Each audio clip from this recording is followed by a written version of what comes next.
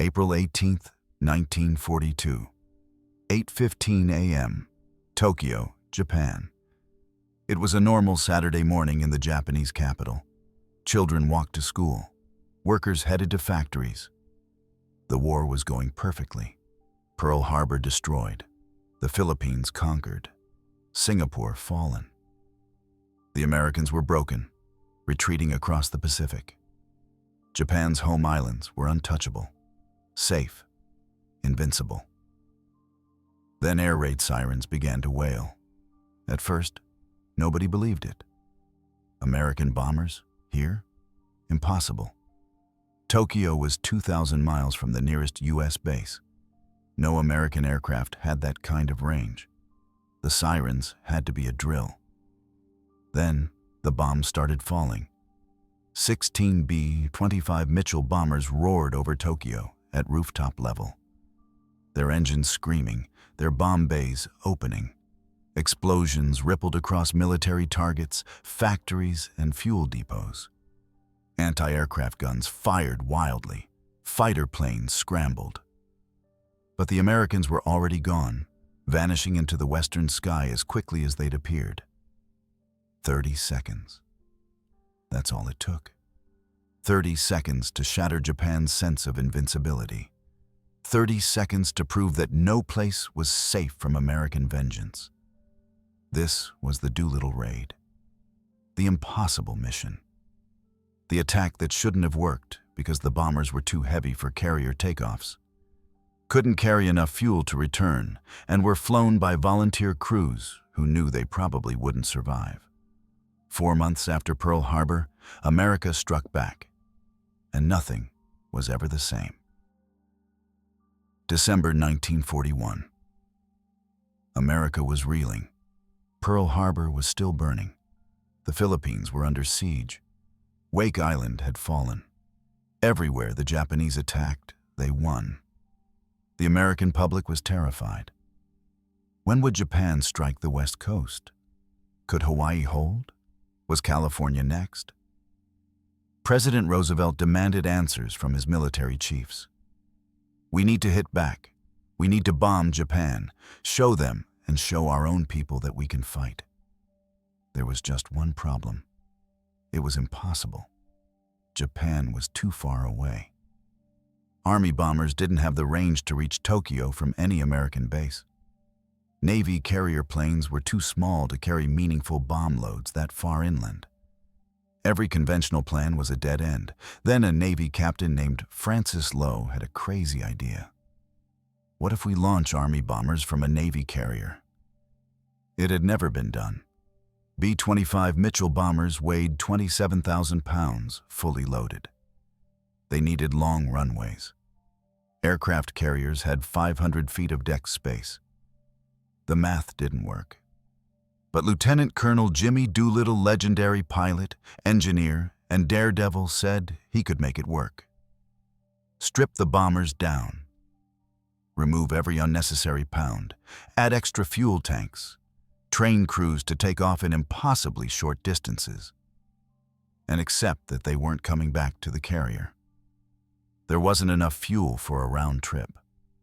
The plan was to launch 650 miles from Japan, bomb Tokyo, then fly west to China and hope to land in friendly territory. It was a one-way ticket. Everyone knew it. Doolittle called for volunteers. He needed 80 men, 5 crew members for each of 16 bombers. He told them the truth. This mission is dangerous. You might not survive. No one will blame you if you don't volunteer. Every single man stepped forward. By April 1942, the USS Hornet was steaming toward Japan with 16 B-25s lashed to her deck. The crews trained obsessively short takeoffs, low-level navigation, bomb runs. They studied maps of Tokyo, memorized their targets, and they waited for the moment when they'd either make history or die trying. April 18, 1942. 3:00 a.m., 650 miles east of Japan. The USS Hornet and her escorts were running dark through rough seas. The plan was to get within 400 miles of Japan before launching the bombers at dusk. That would give the raiders a better chance of reaching China after the attack. Then, at dawn, a Japanese patrol boat spotted the American task force. The cruiser USS Nashville opened fire immediately, sinking the patrol boat. But the damage was done. That boat had certainly radioed Tokyo. The Japanese knew the Americans were coming. Surprise was lost. Admiral Halsey gave the order. Launch the bombers, now. They were 150 miles farther out than planned. The extra distance meant less fuel to reach China. It meant worse odds of survival. But if they didn't launch immediately, Japanese aircraft would find the carrier and sink it. On the Hornet's pitching deck, crews scrambled into their B-25s. Engines coughed to life. The wind howled. The carrier was rising and falling in 30-foot swells. Jimmy Doolittle's bomber would go first. He taxied to the back of the deck. Every inch mattered. His co-pilot, Dick Cole, watched the deck officer's signal flags. The carrier rose on a wave. The flag dropped. Doolittle shoved the throttles forward. The B-25 thundered down the deck, wind tearing at the wings. 200 feet, 300 feet. The bow was approaching fast. Too fast. At the last possible second, Doolittle hauled back on the yoke. The bomber lurched into the air, dropped toward the waves, then clawed for altitude. They were airborne. It worked. One by one, all 16 bombers launched successfully. An impossible feat. 26,000-pound aircraft taking off from a carrier deck in rough seas. Every plane made it. Now came the hard part. Flying 650 miles to Japan. Finding Tokyo. Bombing it in broad daylight, and escaping before Japanese fighters tore them apart. The raiders flew low 50 feet above the waves to avoid radar. Radio silence. No turning back. Ahead, the Japanese home islands. Behind them, the Hornet was already steaming away at full speed. The men in those bombers were alone now, and everyone knew it. 12 o'clock. The coast of Japan appeared on the horizon. The raiders scattered to hit different targets across Tokyo, Yokohama, Kobe, and Nagoya. No fighter cover, no backup. Just 16 bombers flying into the most heavily defended airspace in Asia. Doolittle's bomber was the first over Tokyo. They roared in at 1,500 feet, low enough to hit their targets, high enough to avoid smashing into buildings. Below them, people looked up in confusion. American bombers? Here? It couldn't be real. Then the bombs fell. Explosions ripped through a steel factory. A power station erupted in flames. An oil refinery began to burn. Doolittle's bombardier, Fred Bramer, shouted confirmation. Direct hits. Anti-aircraft fire began to fill the sky, black puffs of flak, tracers arcing upward, Japanese fighters scrambling from airfields. But the B-25s were fast and low-hard targets. Captain Ted Lawson's bomber screamed over downtown Tokyo, releasing its payload over industrial targets. His gunner, Dave Thatcher, watched Japanese fighters climbing desperately to intercept. Too slow. The Americans were already past them. Across the city, the same scene repeated. Lieutenant Travis Hoover bombed a munitions factory. Captain David Jones hit warehouses. Captain Ross Greening torched a refinery. In 30 seconds, they were over the target and gone racing west toward China at full throttle. The Japanese response was chaos. Air raid sirens wailing. Fighters airborne but chasing ghosts. Civilians panicking in the streets. The myth of invincibility shattered. But the raiders' problems were just beginning. They were 650 miles from China, with fuel gauges dropping fast. Night was falling. Weather was moving in thunderstorms, zero visibility. And they had no way to contact Chinese forces on the ground. The plan had been to land at Chinese airfields. But when darkness came and fuel ran out, the crews faced a terrible choice. Crash land in the dark or bail out over enemy territory. Most chose to bail out. Crews jumped into the blackness, parachutes opening, hoping they'd land in friendly territory and not in the arms of Japanese soldiers.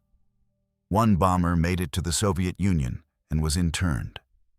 15 came down in China, some in Japanese-occupied zones, others in areas controlled by Chinese guerrillas.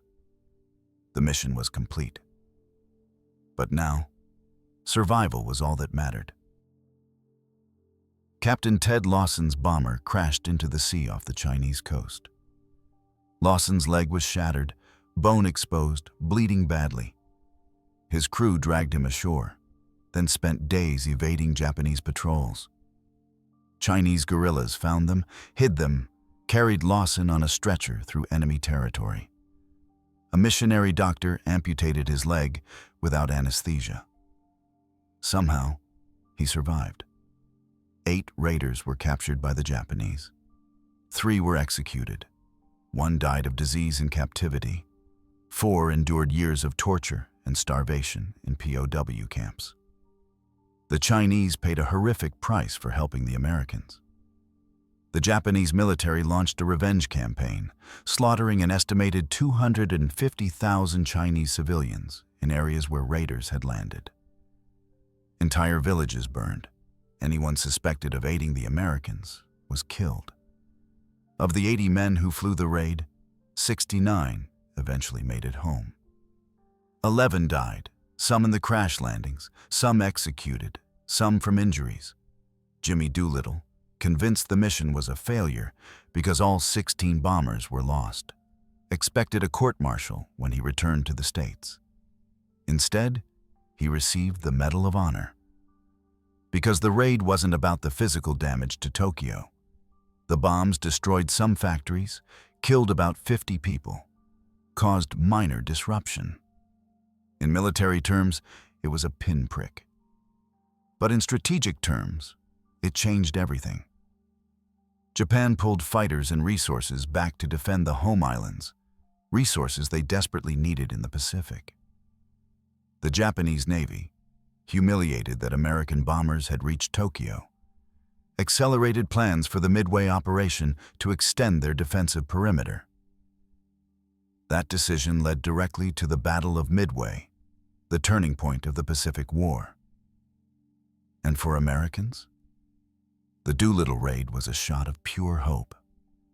After months of defeat and retreat, the United States had struck back, had bombed Tokyo, had proven that Japan could be hurt. The 80 men who flew that mission didn't just drop bombs. They delivered a message. We're not beaten. We're not done. And we're coming for you. Every year until their numbers dwindled, the surviving Doolittle raiders held a reunion. They kept a bottle of cognac from 1896, Doolittle's birth year, stored in a special case. When only 2 raiders remained, they would open it and toast their fallen brothers. In November 2013, the last surviving raiders, Dick Cole, Ed Saylor, David Thatcher, and Robert Height, opened that bottle. They raised their glasses to the men who never came home. The mission had been impossible. The odds, overwhelming. The cost, brutal. But on April 18, 1942, 16 bombers launched from a carrier deck and proved that nothing, not distance, not danger, not death itself, could stop Americans from hitting back. That's the legacy of the Doolittle raid. Not the damage it caused, but the courage it took, and the message it sent. America fights back.